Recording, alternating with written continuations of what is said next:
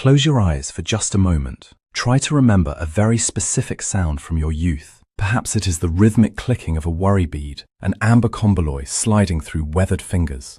Or maybe it is the deep, rich aroma of strong, roasted Greek coffee, boiling slowly in a brickie, mixing with the sharp scent of a summer evening. If you can feel that warmth, you are already home. Today, we are taking a journey back in time, back to the Greece of the 1970s and 1980s. We are going to talk about 20 everyday things that were completely normal back then, things we did without a second thought, rituals that defined our days and bound our communities together. Yet, if you try to do any of them today, you would face strict laws, hefty fines, or at the very least, completely shocked stares. We will travel through forgotten freedoms, dangerous childhood games, and beautifully wild traditions, leading up to a deeply touching act of survival and love that many Greek parents risked everything for. So, make yourself a cup of coffee, sit back, and let us remember a time when the world was a little less safe, but perhaps a lot more alive. Before we begin our list, let us remember how time itself felt back then. In the vintage Greece of our youth, time simply moved slower. It was heavy, like honey dripping off a spoon. There was no instant gratification. If you wanted to speak to a relative in Germany or America, you had to wait hours at the local telecommunications office, the OTE, listening to the static on the line. If you were waiting for the ferry at the port of Piraeus, you just sat and watched the seagulls, talking to the stranger next to you. There is a modern myth that because we lack today's endless stream of technology and instant connection, we somehow lived poorer lives. But you and I know the truth. Our lives were incredibly rich in sincerity. We did not have screens to hide behind. We looked each other in the eye. We shared our food, our struggles, and our homes. The rules were written not by distant bureaucrats in Brussels, but by the unwritten codes of the neighborhood and the village. We navigated a world full of sharp edges, but we learned how to survive and thrive together. Let us dive into those forgotten days and see how much the world has truly changed. Let us start with a memory that carries a very specific, sharp scent. Imagine walking into a traditional Greek kafeneio in the 1980s. The air is thick, almost blue, with the smoke of Karelia and Assos cigarettes. Back then, smoking was not just a habit, it was an absolute right, woven into the very fabric of daily life. Men sat for hours on those classic wooden chairs with the woven rush seats, playing endless games of backgammon. You could hear the constant, rhythmic clack of the wooden checkers and the rattling of dice against the board, accompanied by the quiet sipping of dark coffee from tiny white cups. Smoking was everywhere. You would light up in the bus while riding through the winding roads of the Peloponnese. You would smoke in the waiting room of the hospital, or right next to your children at the Sunday dinner table. Nobody batted an eye. It was simply the background atmosphere of an entire generation. Today, strict health laws have banished the cigarette smoke from all enclosed public spaces. The kafeneia are clearer, the air is healthier, and the heavy cloud of tobacco is gone. But for those who lived it, that distinct smell of strong tobacco mixed with roasted coffee beans is the scent of their youth, a sensory time machine to a world that has been entirely legislated away.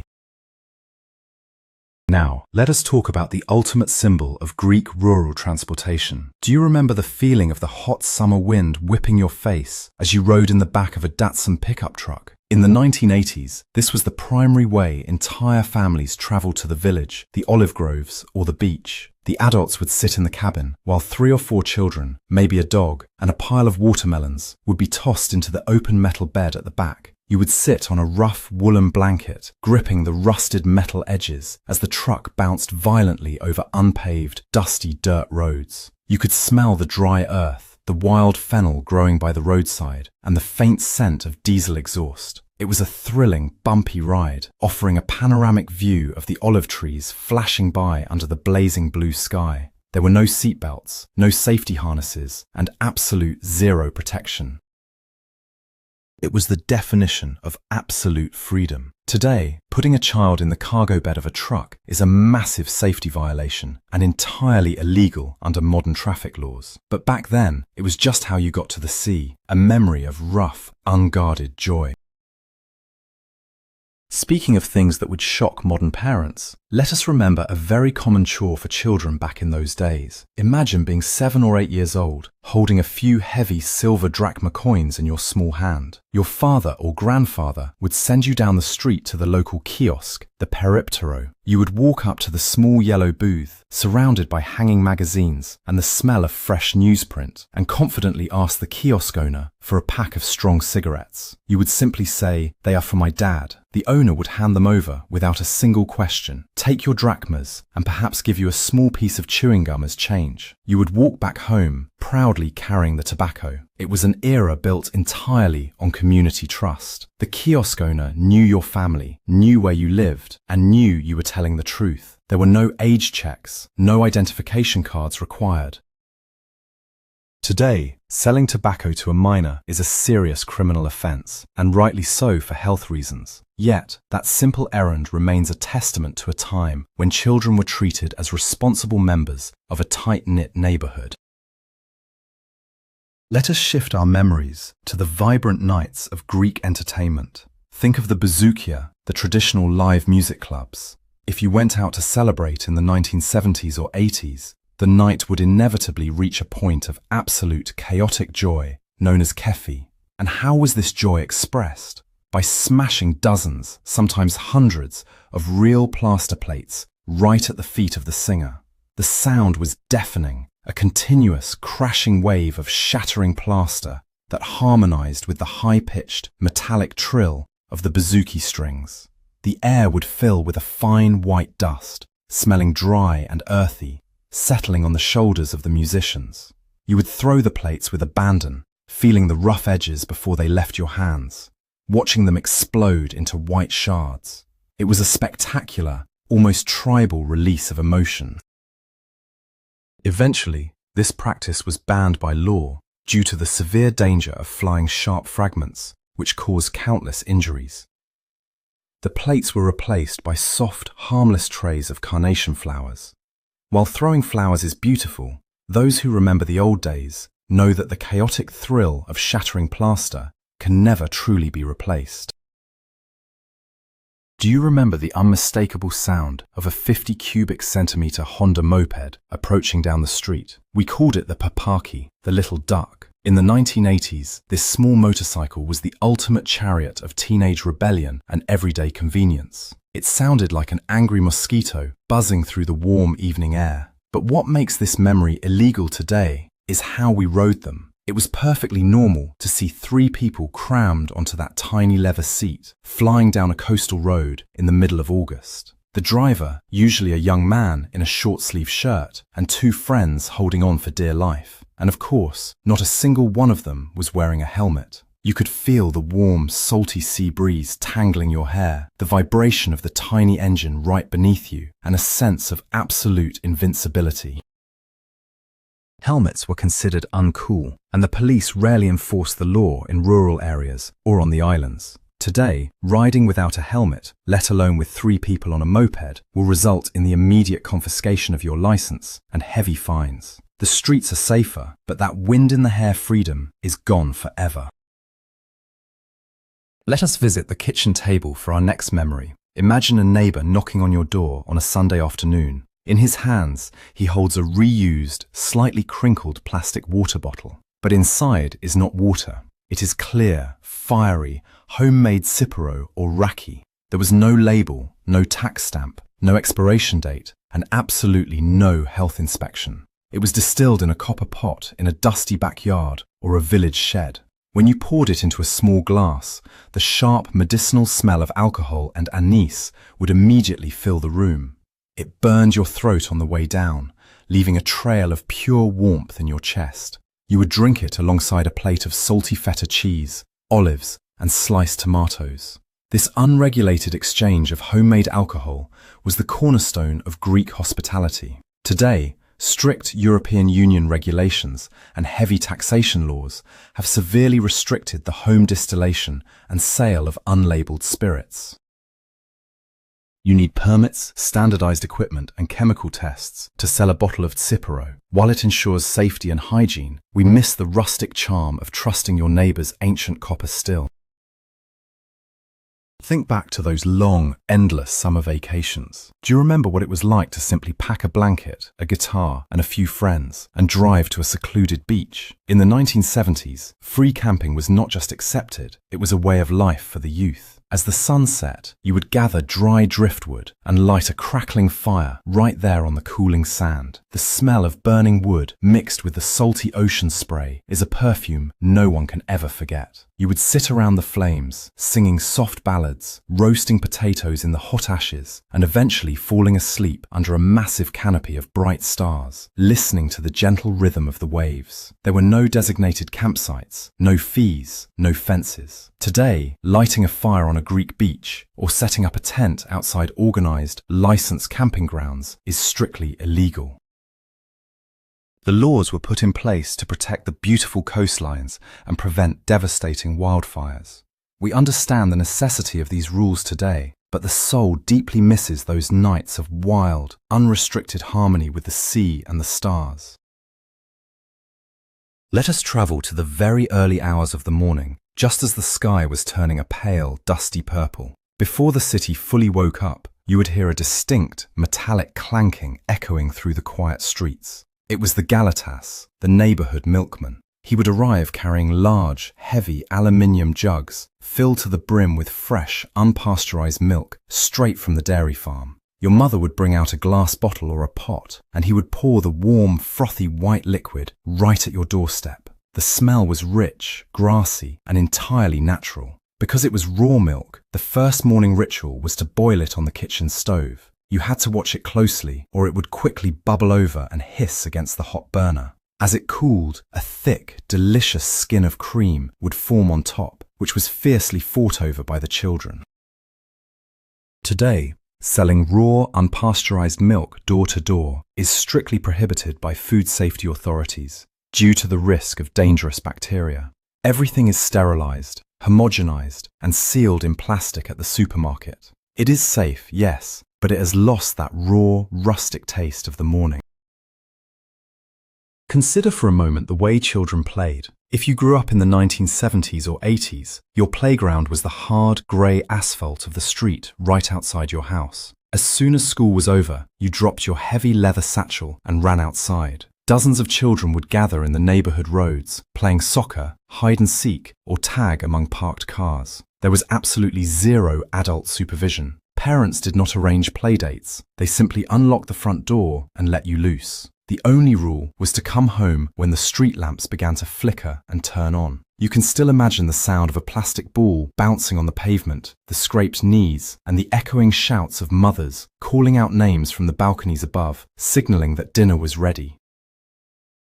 Today, leaving children to roam the streets unsupervised for hours, dodging traffic, is considered incredibly dangerous and would likely prompt a call to child protection services. Modern childhood is structured, fenced in, and constantly monitored. We survived the wild asphalt, learning resilience and independence along the way. Now we must talk about the most dangerous and thrilling time of the year in vintage Greece, Easter week. Specifically, Holy Saturday night. As the priest chanted the final hymns of the resurrection, the darkness outside the church would be shattered by the deafening roar of Berolotta, the homemade firecrackers. For weeks, teenage boys and young men would secretly gather in basements, mixing gunpowder, sulfur, and paper to create powerful, highly unstable explosives. The smell of sulfur and smoke would hang heavy in the spring air, clinging to your clothes. The noise was not just a pop, it was a physical shockwave that rattled the church windows and made your heart skip a beat. It was a terrifying, exhilarating expression of joy over the conquering of death. However, every single year, hands were maimed and terrible accidents occurred. Eventually, the authorities cracked down hard. Today, manufacturing and setting off these homemade explosives is a serious criminal offense, heavily prosecuted. Our Easters are now much quieter, lit by gentle sparklers and silent candles. But those who remember the old days can still feel the echo of the berralota in their chests. Let us take a drive up into the rugged, sun-baked mountains. In the heat of early summer, it was a completely normal family activity to stop the car on a winding dirt road to harvest wild herbs. You would walk into the dry brush, surrounded by the loud, continuous buzzing of cicadas. The air was incredibly aromatic, thick with the scent of wild oregano, thyme, and mountain tea. People would pull huge bushes of these herbs right from the roots, filling the entire trunk of their cars with massive bundles. You would take them home, tie them with string, and hang them upside down in the kitchen to dry. The house would smell like the wild mountainside for months. Over the decades, however, this mass, unregulated harvesting began to decimate the fragile local ecosystems. Today, foraging wild flora in large quantities, especially by uprooting the plants, is illegal and strictly regulated in many parts of Greece to protect biodiversity. You can still pick a little for your tea, but the days of filling the trunk of a Datsun with uprooted wild oregano are rightfully over, leaving us with a bittersweet memory of nature's endless bounty. Imagine it is a bright Sunday morning in the 1960s or 70s, and your family decides to go for a picnic. But the location is not just any park. It is the ancient ruins of a glorious temple, perhaps the Acropolis itself, or Delphi. Families would walk right up to the massive, sun-warmed marble columns, spread a large red-checkered tablecloth on the dry grass, and unpack a massive feast. There were heavy plastic Tupperware containers filled with cold meatballs, thick slices of feta cheese, fresh bread, and garlic dip. Children would run and play hide-and-seek among the ancient stones that had stood there for thousands of years. You could feel the rough, ancient marble radiating heat against your back as you ate. It was an incredibly intimate, casual relationship with deep history. Today, doing this is absolutely unthinkable. Ancient sites are strictly cordoned off, heavily guarded, and any food or drink other than water is strictly forbidden to protect the monuments from damage and litter. We respect the preservation of our heritage, but we also hold dear the memory of eating our mother's meatballs in the shadow of the ancient gods. Let us recall how we used to travel when we had no money. Hitchhiking in the 1970s and 80s was not only common, it was an incredibly reliable way to get across the country. Picture a young man or a couple standing on the side of a shimmering, dusty provincial road, holding out a thumb under the merciless August sun. Before long, an old truck carrying watermelons or a family in a battered sedan would pull over. You would climb in, completely trusting these total strangers. During the ride, you would share life stories, talk about politics, and perhaps they would share a warm peach or a piece of bread with you. There was a profound, unspoken solidarity among Greeks on the road. Today, hitchhiking has almost entirely disappeared. The fear of strangers, heavily fueled by modern news and true crime stories, has made getting into a random car seem like a foolish and highly dangerous risk. While there are no specific traffic laws against standing on the side of the road, the social law of modern safety has made this beautiful act of human trust completely obsolete. We must also revisit the classroom, a place of profound discipline in vintage Greece. If you were a student back then, you vividly remember the heavy, dark wooden desks and the sharp smell of chalk dust in the air. At the front of the room stood the daskalos, the teacher, often dressed in a strict suit, and resting on his desk was a long, thick wooden ruler. Physical discipline was completely normalized. If you talked out of turn, failed to do your homework, or made a terrible mistake, you would be called to the front. You had to hold out your hand, palm up, and accept a swift, stinging strike of the wood. The sharp crack echoed in the silent room. The most surprising part, to modern sensibilities, is that if you went home and told your parents you got hit, they would likely scold you again, siding completely with the teacher's authority. Today, corporal punishment in schools is absolutely illegal, classified as child abuse, and would result in the immediate firing and arrest of the educator. Our schools are kinder, gentler places now, but that sting on the palm remains a defining, collective memory of our generation's upbringing. Let us move to the cold, frosty mornings of late autumn and winter in the rural villages. It was time for the Quirosfagia, the traditional slaughtering of the family pig. This was not a private chore, it was a massive, communal event. Neighbours and relatives would gather in the backyard at dawn. The air was freezing, and you could see your breath turning to white steam. After the animal was swiftly dispatched, the real work began. Large cauldrons of water were boiled over open wood fires. The smell of burning oak mixed with the heavy, rich scent of roasting meat and melting fat. Women would spend hours cleaning intestines to make traditional sausages, while men chopped the meat. It was an essential ritual of survival, ensuring the family had meat for the harsh winter. Today, strict European Union sanitary and animal welfare regulations have heavily restricted or completely banned backyard slaughtering in residential areas. Meat must be processed in certified, hygienic facilities. The hygienic standards are infinitely better today, but the village lost one of its most unifying, ancient communal gatherings. Think about a crisp autumn afternoon in the courtyard of your home. The olive leaves were falling, and the dry weeds from summer had turned brittle and brown. Your father would take a heavy metal rake, gather all the dead vegetation and household paper trash into a massive pile right in the middle of the yard and simply set it on fire. The thick white smoke would billow up into the sky, carrying the deep, earthy scent of burning leaves across the whole neighborhood. You would stand near the flames, feeling the intense heat on your face, watching the ashes float up like grey snowflakes. It was the standard way of cleaning the yard before winter. Today, doing this without strict permits, especially during the dry season, is a severe criminal offence. With the devastating reality of summer wildfires ravaging the Greek landscape in recent years, lighting an open fire in your yard will bring the fire department and police to your door in minutes, resulting in massive fines. The smoke of the autumn yard cleaning is now just a ghost of a memory.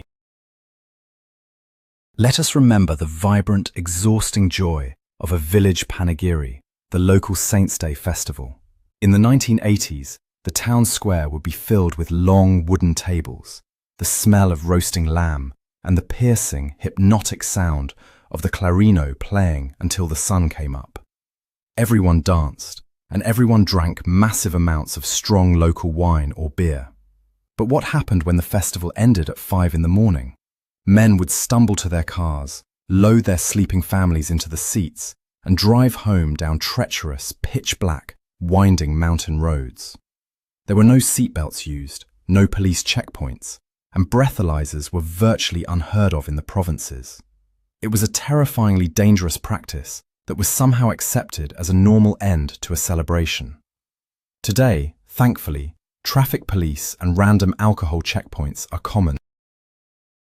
Drinking heavily and driving down a mountain road is recognized as the fatal risk it truly is, heavily penalized by law. We celebrate safely now, leaving the dangerous drives in the past where they belong. Do you remember the strange pets we used to keep? If a family went for a walk in the fields outside the city, it was quite common for a child to spot a wild tortoise slowly making its way through the dry, thorny brush. Without a second thought, the father would pick up the heavy, hard-shelled creature, put it in a cardboard box, and drive it back to their cramped apartment in Athens or Thessaloniki. The tortoise would be placed on the tiled balcony, fed leftover lettuce leaves and tomatoes. You could hear the faint, scratching sound of its claws against the tiles in the quiet afternoons. It was treated as a fun, low-maintenance pet for the children, completely ignoring the fact that a wild animal was trapped in a concrete box. Today, Greek and European laws strictly protect indigenous wildlife. Capturing, transporting, or keeping a wild tortoise as a pet is illegal and carries heavy fines, aiming to preserve their natural populations. We know better now, but many of us still remember the quiet scratching of a wild creature on a city balcony. Consider the places where children used to test their bravery. As cities rapidly expanded, neighborhoods were filled with unfinished concrete buildings, the famous gyapia. These structures were just skeletons of grey concrete pillars, and rusty iron rebars sticking out into the sky, waiting for funds to be completed. For the neighborhood kids, these were not dangerous construction sites. They were the ultimate playgrounds. You would smell the damp, dusty scent of raw cement. Children would play hide and seek among the columns, balance precariously on unprotected ledges 2 stories high, and jump over jagged pieces of metal. There were no safety fences, no warning signs, and no security guards. It was incredibly dangerous, and falls were common, yet it was an accepted landscape of urban childhood. Today, construction sites are heavily regulated, enclosed by tall fences and strictly off-limits, governed by rigorous health and safety laws. The unfinished concrete castles of our youth have been replaced by safe, soft-floored municipal playgrounds, taking away the danger, but also the raw, urban adventure. Finally, we arrive at a memory that defines the struggle and love of an entire generation of Greek parents. Imagine the dead of night in the 1970s. The streets are completely silent. A family, aided by trusted neighbors, is frantically working in the dark, mixing concrete and laying bricks by hand. They are building an aftheretto, an illegal, unpermitted extension or a small house on a plot of land they barely own. They had to finish laying the roof before the morning light, because there was an unwritten rule that if the police saw a finished roof, they could not tear it down immediately. You could smell the wet mortar, the sweat, and the sharp fear of getting caught. Why did they break the law? Not for profit, but to put a desperately needed roof over their children's heads during a time of immense poverty and rapid urbanization. Today, urban planning laws, drones, and strict zoning regulations have made this desperate nighttime construction impossible and highly illegal. But when we look at those old, slightly crooked houses today, we do not see a crime. We see a monument to a parent's ultimate sacrifice, risking arrest just to give us a home. As we look back at these 20 memories, a profound truth emerges. We do not just miss the lack of rules, the dangerous mopeds, or the smoky kafeneio. What we truly miss is the feeling of our youth. We miss the intense, unfiltered connection we had with one another.